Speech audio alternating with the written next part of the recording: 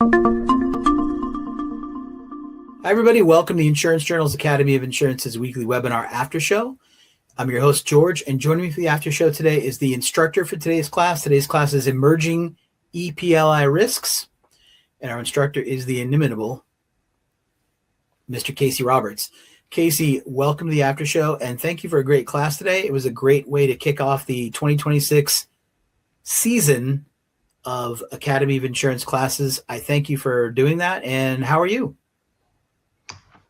First of all, George, awesome to see you. Great to work with you as always. And you know that, but I'm going to tell you, even though you do know it. So there. And I am doing quite well. Thank you for asking. It's always great to work with you in the Academy. And it was kind of cool to be the inaugural 2026 presentation. So who could say no to that? Not me, and not the Academy, and not our whole membership base. So thank you so much, Casey, again for that. Emerging EPLI risks. So you've given this class for us a few times, and workers' compensation is one of your growing forte of subjects and topics. And I noticed that AI and its uses in hiring was a new risk, or is it a new risk? I mean, does this list of risks change much, or is AI a newer thing that you added to the class, or can you tell us more about that? So I've done what I would call a basics of EPLI class before. And as we were talking about that, you and me and Patrick, we decided that one of the things we wanted to do was say, okay, what are we looking at that might be newer or need to be emphasized or might be of a significant consideration to our employers and to our agency and brokerage force. And so we decided to put together the emerging EPLI risks, some of which have been around for a couple of years, such as cannabis, but it still continues to be one that is growing as a concern. AI has been around for a couple of years, but now we're really seeing it come into the forefront in agency operations, employer operations, et cetera.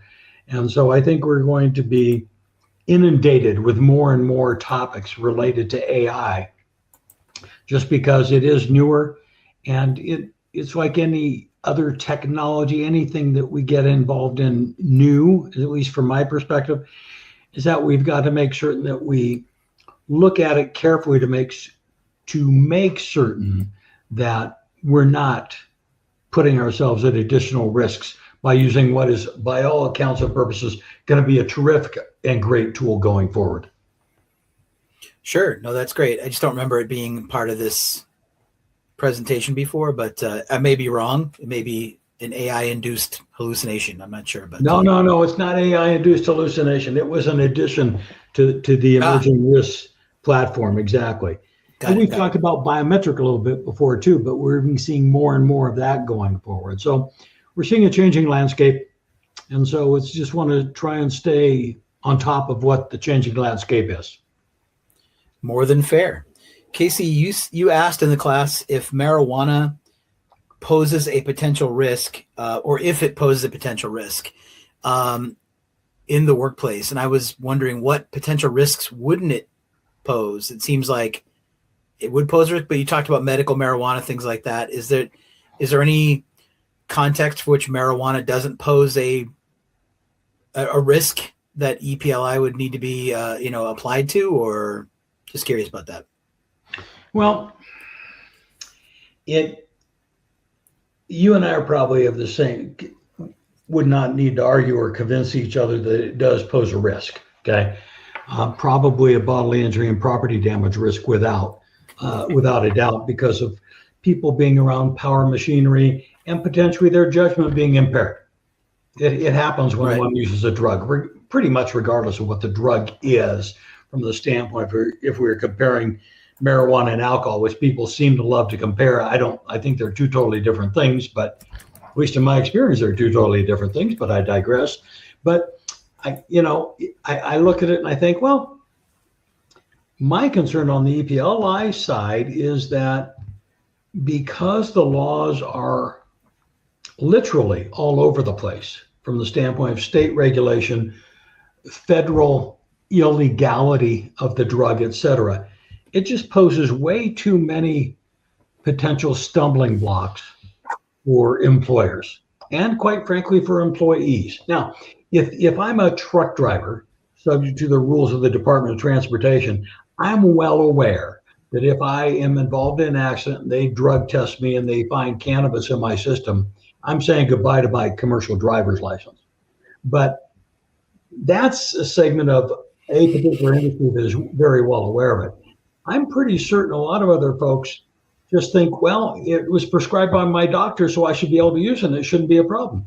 But not necessarily so, as we discussed earlier today. I mean, if one is part of the federal contract or a federally paid contract, you're still in violation of federal law. And if, boom, if that costs you your job, it costs you your job, and you're not going to have any recourse per se.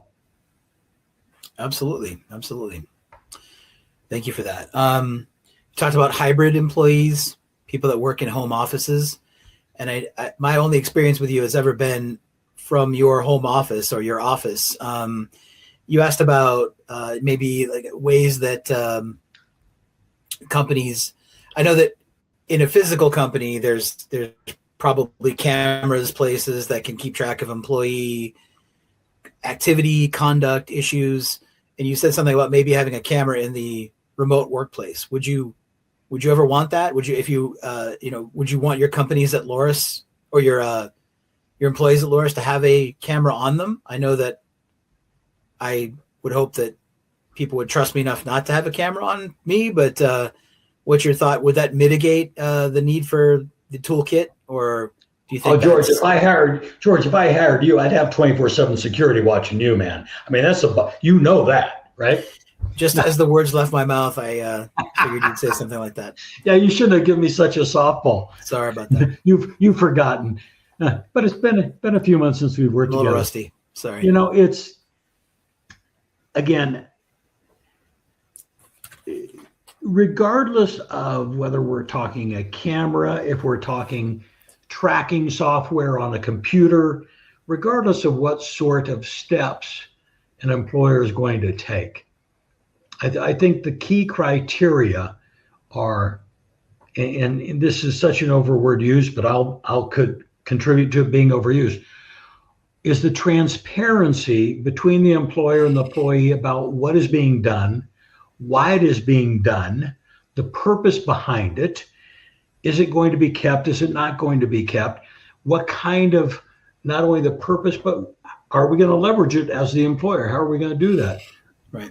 And then also receiving a signed acknowledgement from the employee that they're aware of the use of these tools, so that they don't have the ability in the future to say, well, I didn't know that, I never signed off on that, et cetera.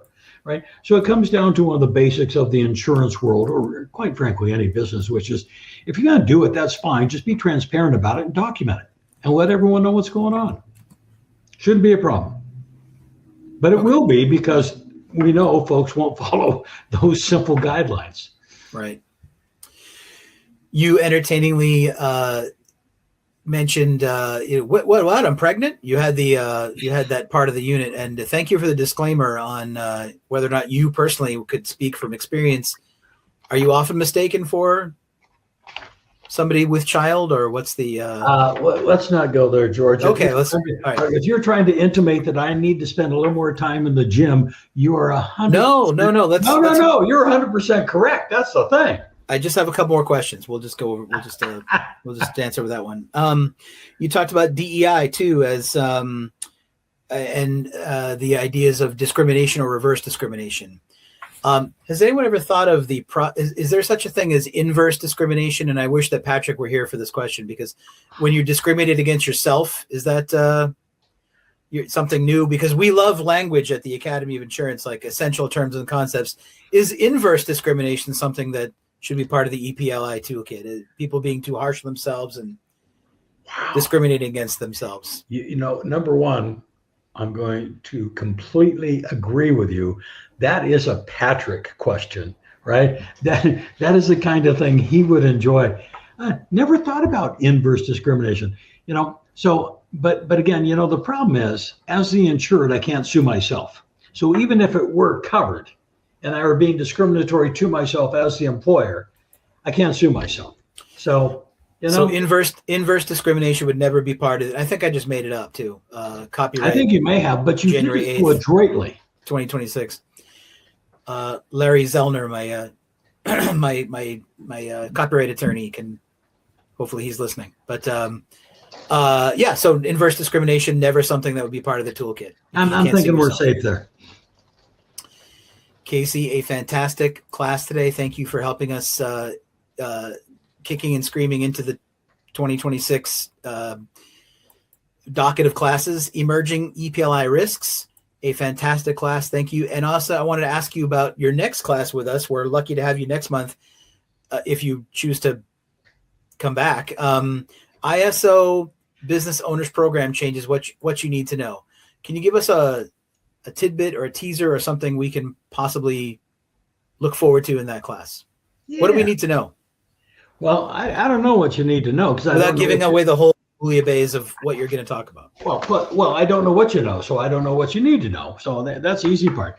But I will say that this is it's going to be a dual presentation between myself and the inimitable Patrick Raitt. We're going to do 2 classes on back-to-back weeks. The first portion of the class is going to focus on the micro-BOP, which is probably something that doesn't get a lot of airplay, and we probably should discuss it because it fits well for a number of people who work from home. And then the second portion of the class is going to be focused on the BOP that has been significantly updated in the 2025 edition by ISO. So we're going to look at some endorsements, some different exclusionary language. We're just going to give a pretty darn good overview over essentially 2 hours of presentation about how these products can help our insurers, and as well as to be aware of some of the pitfalls if one doesn't pay attention. Fantastic. And over 2 weeks, we're going to do this? We're going to do this over 2 consecutive Wednesdays in February. So let's see. Inverse recrimination. Is that something we can study in those? No? Inverse? Never mind. Send me an email on that. I'll take a look. All right. And I wouldn't do that for Patrick, but for you, I'll make an exception. You rock, sir. Thank you so much. Casey Roberts. The class again today was Emerging EPLI Risks, and is always emerging EPLI risks. And who better to document and let us know about the evolving set of risks those are than Casey Roberts. Casey, thank you so much for your time today and for your help. And on behalf of the Academy of Insurance, this is your host, George, saying thanks, everyone, for coming to the after show today. And we will talk to you soon. And Casey, we'll see you in February. Have a great day, everybody. Take good care. Thank you. Thanks again, George. Great to work with you as always. Fantastic. Same. Take care. Bye-bye.